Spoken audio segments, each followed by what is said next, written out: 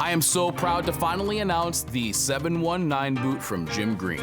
Welcome, I'm Carl Murawski. This is a channel that helps you own better, look better, and live better. Let's get right into it. I actually have in front of me 3 different versions of this boot because we started with an idea and ended up here. Now, these may not look all that different, but I want to kind of tell you more about this boot because it's been a long time coming. A lot of people have been asking about it, and I want to make sure that you understand kind of the mindset that went into this. This is the first version of the 719 boot. When we discussed doing a collaboration, I said, well, you know, I love your styles. I love how everything's just a little bit different. I don't want to take your South African brand and Americanize it. I want it to be a true South African boot, but maybe with a little bit of a twist. And what I noticed from the lineup of Jim Green is that they really didn't have a boot that could do double duty as kind of a dressed up version and a rugged wearing boot itself. The best boot to do that, in my opinion, is a good service boot, a good cap toe service boot. So this is kind of the first thing that we came up with right here. And I wore the heck out of these.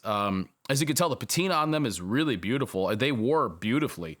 And this was also an early version of their frog grip sole to kind of see how that would work and how everything was.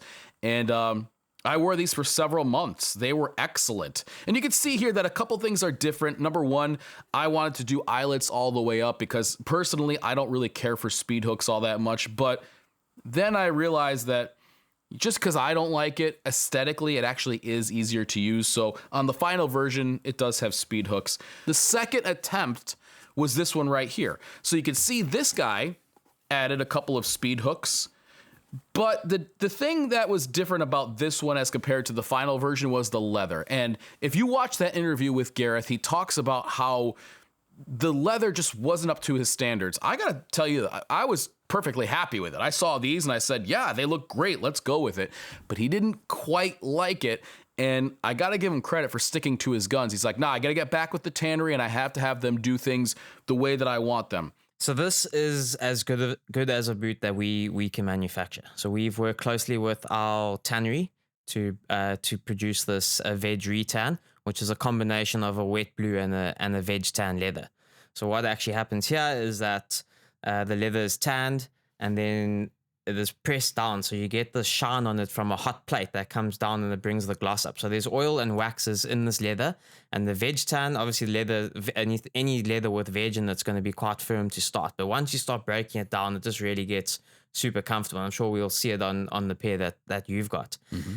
So then we incorporated our double lasted construction. So similar to the Razorback. So what we do is the first layer of leather, which is a calfskin lining of about 1.2 millimeters thick, is that's actually lasted under a leather lasting board. So your foot is on a veg tan piece of leather. Then what we do is we take the veg retan leather, it's pulled over the top and lasted outwards. So that's about 2.2 millimeters of leather. Then what we did is, just to make this boot a little bit outrageous, is that we incorporated another layer of the veg leather on the toe cap.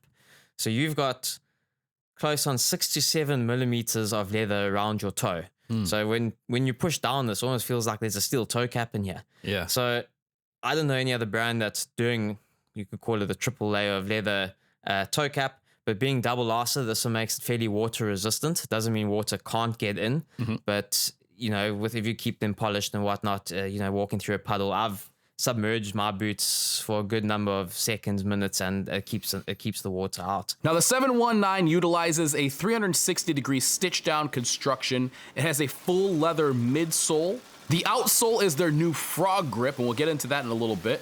It features a true cap toe, so there are 2 layers of leather going over your toe with these. It's a 2.2 millimeter leather with a 1.6 millimeter lining, so you actually have a double layer of leather there, which makes these pretty water resistant. They feature a steel shank and a fully gusseted tongue. So I want to talk a little bit more about that sole. The compound and the type of sole that they have here is unique, very, very unique. The first thing I noticed when I took the original one out of the box, and these are the new final versions, which are even better, is that when I put them down on the floor, they grip, you know? So they've used this kind of, I don't know, almost looks like bubbles on this sole here. It's almost a V-bar style, so you can kind of see that traditional V style, but it's not gonna go anywhere. Let me compare that to something else. So here's another boot with a pretty soft sole to it, and this is the Wolverine DuraShock. You know, something like this, it's pretty slippery, all right? But these, on the other hand, there's a reason they call it the frog grip. It just digs in. It's really crazy. So not only does that mean that they will be very slip resistant, but they're also pretty forgiving on your feet. Now, Jim Green built these around their ASHM last, which is a sort of a narrower almond shaped last. So if you like to wear thick socks or if you have wider feet, they recommend going up a half size. And I can absolutely say that that is true. I have wider feet, so going up a half size allowed for a little bit more volume inside of that. But the last thing I want you to do is get a pair of these and realize that they're too narrow. So just be aware of that. If you have wide feet, go up half a size.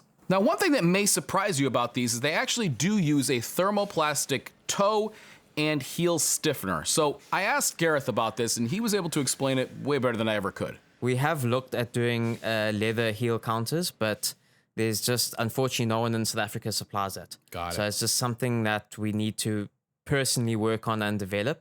But right now, it's just not an option for us. Now, as I mentioned, we went through a couple different versions of this leather from this original one, which is a good way to show off the patina that this thing will develop. They are patina monsters. This is, you know, if you like that kind of thing, if you like these things to get beat up, they take on a lot more dark hues around the edge, especially where they start to get worn. I wore these things at work, of course, casually and stuff like that, but they really do take on a life of their own, which is part of the beauty of leather. And then, of course, you know, as we had the second version, which looked a little bit dull and lifeless, and this was what he was not satisfied with, and now looking at the final version, I agree. I always try to defer to the bootmaker. They know best. I'm just offering my input. Now, this final version is beautiful. It has some more red tones. Hopefully that'll pick up on camera. But this has more red tones, has some beautiful grain to it. You can see the variation in the leather, and that's what I like, is when the leather is on full display and you see everything about it. That's what makes it really, really beautiful. When you see corrected grain leather, or you see something that is a little bit too uniform, to me it almost looks cheap. I want to see the variation. I want to see the natural beauty of the product and the animal and all that stuff. It looks so good. The other nice thing is this leather will take an embossing really nice. And we went back and forth. We actually tried a couple of different places for this Jim Green frog on the back here.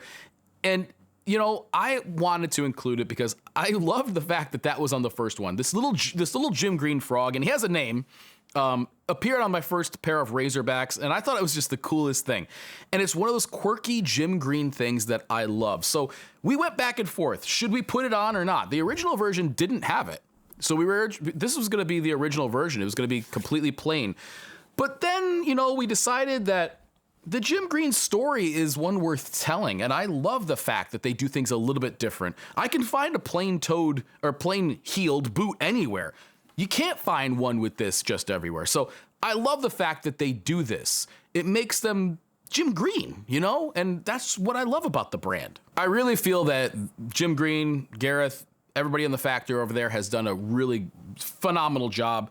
They've definitely stepped up their game a lot. I've seen a lot of Jim Green boots. I've owned a lot of Jim Green boots, and these are the cleanest finished by far. They did a really, really spectacular job on these, and especially the stitching and all that stuff. In preparation for this drop, Jim Green has sent over to the US 400 some odd pairs of these boots, which means that if you live in the United States and you order these, you'll have them by the end of December, which is awesome. That was always the big thing, that, you know, it took a long time for them to come here, but they are here. If you order them, you can get them. I love Jim Green. I love the fact that they were able to create something like this for $250, which you can have, and it makes me so happy to think that people who maybe don't have the budget to spend $300, $400, $500 on boots can get a pair like this for $250. Boots that'll last you a lifetime, and they build that into it. So you'll see we leave this extra a couple millimeters for future resoles. So what will happen is that the sole will be pulled off, and when you put a new sole on, it obviously doesn't tie up 100%. And what they've got to do is grind the soles down, and when they do that, you end up grinding into the upper a little bit. Gotcha. So we try and, I think the record that I've seen is a Razorback that's been resold 3 times. No kidding. Yeah. Wow. Jim Green, man, there's a reason that they have such a cult following, and I'm so proud to be a small part of that. But wear them, come back to this video, leave a comment, let me know what you think, good, bad, indifferent, whatever. I would love to know. It's because of you that I can make things like this happen. I am eternally grateful for your support. Thank you so much. Especially thank you to my patrons. Get yourself a pair. They're beautiful. They're cheap, but they're not cheap. You know what I'm saying? They're inexpensive, but they're not cheap. Thank you for watching, and I'll catch you next time.